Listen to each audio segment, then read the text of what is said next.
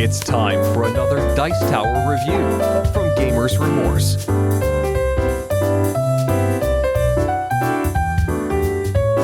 Hello, welcome back to another episode of Gamers Remorse, where today we will be taking a look at Draco Magi, a game that recently was successfully kickstarted.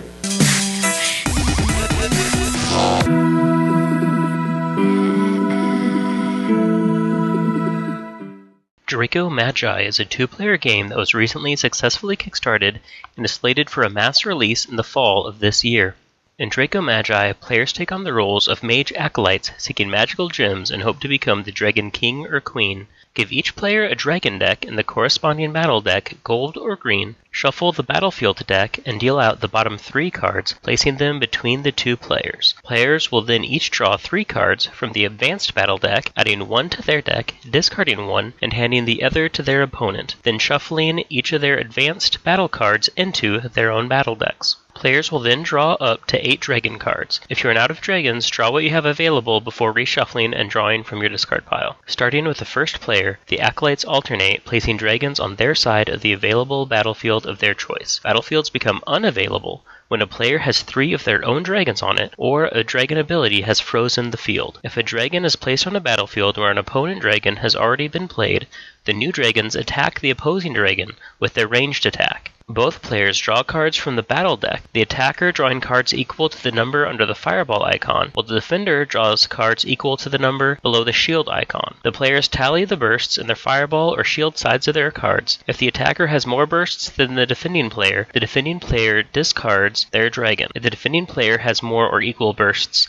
both dragons remain on the battlefield. On occasion, the battlefield or dragons will alter the cards drawn or other combat effects. Once all players have played their dragons, or all battlefields are full and or frozen, the players advance to melee combat. The leading player chooses a battlefield, and each player draws cards equal to their combined melee value for all the dragons as indicated at the top of the card under the claw icon. The attacker, starting with the first player, plays a combination of combat cards: bite, claw, magic, and special. Combos must have the same icon in the upper right and left corners: sun, moon, and star. If a card has no symbol, it may not be used as part of a combo. When defending, however, card symbols need not match. For every attack that was not blocked by the defending player discards a dragon. If a defending player has no battle cards, they may draw 1 card from the top of the deck in hopes that it blocks the attack. The attacker and defender then switch roles until neither player has combat cards or only one player has dragons on the battlefield. If only one player has a dragon, he wins the battlefield and thus the respective jewel shown on this side of the battlefield card. If both players run out of battle cards, the battlefield is frozen until the following round. Once the battlefield has been resolved, players discard any remaining combat cards in their hand, and the second player becomes the leading player and chooses the next battlefield. Once all battlefields have been disputed, players with remaining dragons in hand may keep any or all of their dragon cards and discard the rest. Players then draw back up to 3 battlefields and back up to 8 dragons and repeat the previous steps until one player has accumulated 3 gems of the same color, 3 gems of all different colors, or 4 total gems and declares themselves the king or queen dragon. All right, we're going to go ahead and review Draco Magi. Let's go right into my rubric. Quality components 0 to 2. I'm giving it a 1.5. The artwork is really, really cool. If you're into like that whole fantasy dragon thing, like I can totally see some people rocking a poster of these dragon pictures. They're really cool. Good balance of skill to luck. I gave it a 1. I actually thought it was perfectly balanced. I think Brian's discussed this before. It doesn't mean it's entirely skill. It doesn't mean it's entirely luck. It means it had a really nice fine line that it balanced between the two. Analysis paralysis 0 to 1. I gave it a 0.5 because there was times where I was like, oh, let me read this fine print that's in 6-point font to make sure that, you know, I know what's happening there. Theme 0 to 2. I gave it a 1.5 just because it kind of was a weird theme, but it's got dragons and awesome fantasy art. So I could kind of see its pull. You know, it had that draw to it. And I was talking to Brian about this a little bit earlier. It reminds me of 3 Dragon Ante. I don't know if you guys have played that game, but it kind of has that same feel. You have these different cards, different kinds of dragons that all try and, you know, work against each other, sort of thing. It was kind of a cool feeling, but at the same time, it's a totally different game. and somewhat novel, I would say. I haven't seen something like this. Thrill, competitive, 0 to 2. I gave it a 1.5 because I was feeling thrill, you know? When Brian grabbed those last 2 cards off the table, I was like, no, I could have had those. But, I mean, it was really cool. And was it fun? 1 to 2, 1.5. I would absolutely play this game again. It would have gotten a 2. However, it felt like the game took a little while to wrap up, right? And I don't think he could have shortened it anymore. It seemed like 1st to 4 gems wins, or if you can get of a kind, which would be kind of awesome if you could do that. Rare, but, you know. Or 3 different ones, you know, that seems more likely. It still seemed a while to just wrap up, and I don't know what that is. But it is a really good strategy game, so I would recommend it. I ended up giving it a 7.5. Clearly, I would play it again. It was just really fun. So, Brian, what'd you think? The visuals are pretty good. I really like the card backs. I really like some of the iconography that he has going on.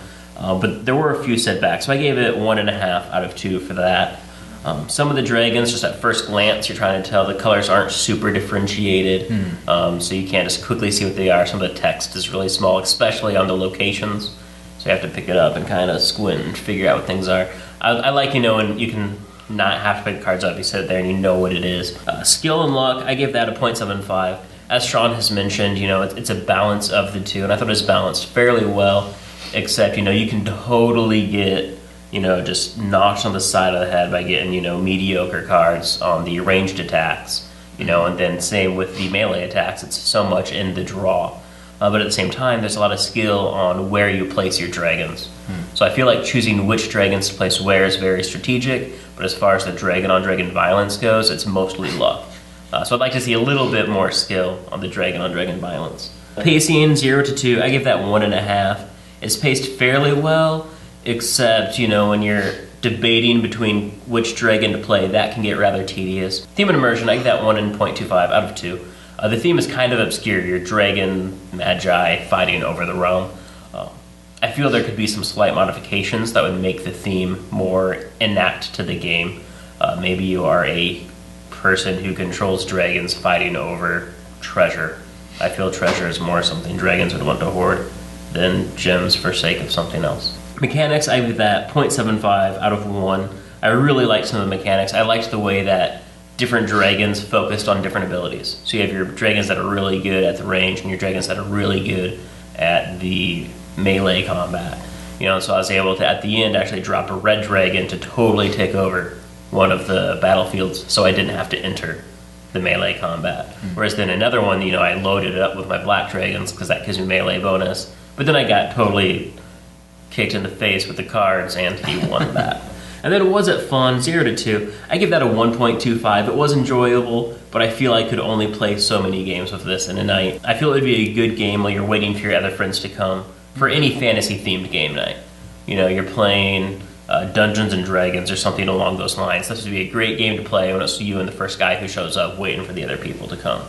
If you're going to be playing, you know, a game, Shadows over Camelot, anything along those lines, the medieval fantasy era, this would be a good game while you're waiting for other people.